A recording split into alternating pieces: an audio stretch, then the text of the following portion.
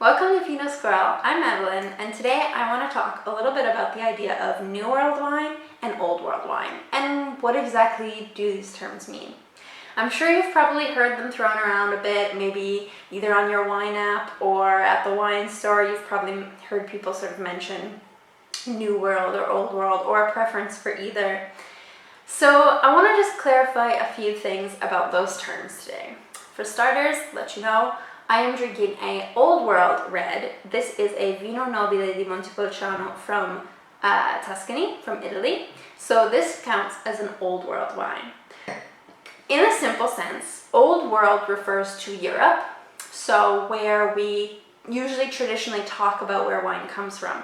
Though it's not historically exactly where wine comes from, we'll talk about that in another video, but usually we refer to it as France, Spain, Italy, these countries that we sort of have a connection for traditional winemaking. New World is where winemaking has sort of come more into fashion a little bit more recently. So most commonly when we talk about New World, we might talk about the US, especially California. We might talk about South Africa. We might talk about New Zealand. We talk about sort of anywhere that's really not in Europe, essentially.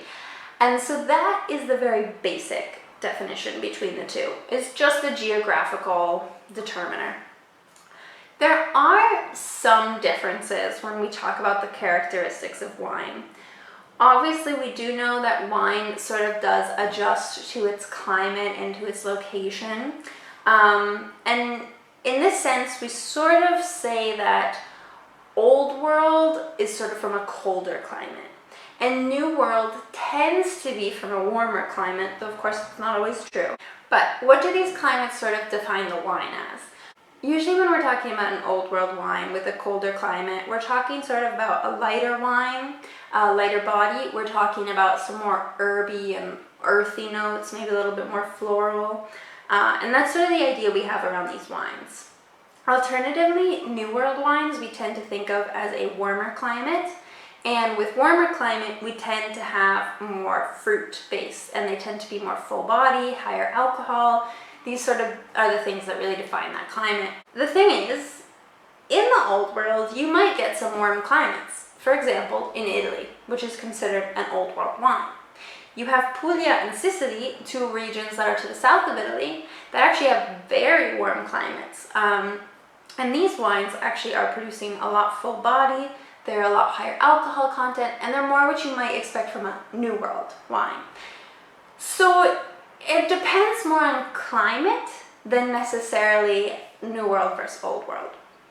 However, another factor that some people say is sort of a difference between New World and Old World, which again is not so true anymore, is the idea that if we think Old World, we tend to think of tradition. We tend to think of the old way things were done. So you might think of doing things by hand, you might think of even pressing the grapes by hand or by foot. You might think of sort of using wood, aging, these type of stuff. Whereas then when we think New World, we're thinking more innovative techniques for winemaking. And so we might think more using technology and using more industrial ways. Again, this isn't actually proven to be a difference between New World and Old World. You'll find plenty of winemakers all across the New World who have started using more innovative techniques in their winemaking. Some people, it is true, in the Old World do still use hand harvesting techniques, especially in Italy where this is practically the norm.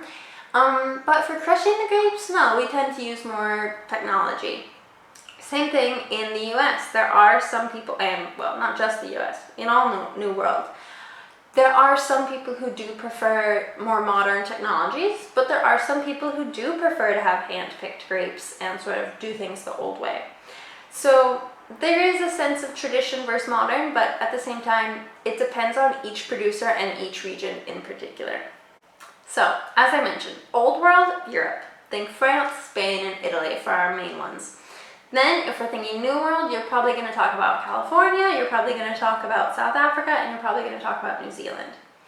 Now, how can you sort of get a feeling for all of these wines? Well, so I recommend if you want to get started and sort of understand the difference between these wines, start with grapes that are familiar around the world. Start with grapes like Cabernet, Merlot, Pinot Noir, Sauvignon Blanc, these types of grapes that you can sort of find growing everywhere in the world. Most of these grapes originated in France. So maybe for your old world wine, you want to try something from France. But take each one and try a old world, a new world, a cool climate, a warm climate, and see what you find between the different wines. You might find that this lets you know if you prefer a certain region, if you prefer a certain style. Then once you've started with sort of these international grapes, try looking at other varieties that actually show up across countries. For example, Zinfandel, which is a wine that grows in California, is actually the same grape as Primitivo, which comes from Puglia in Italy.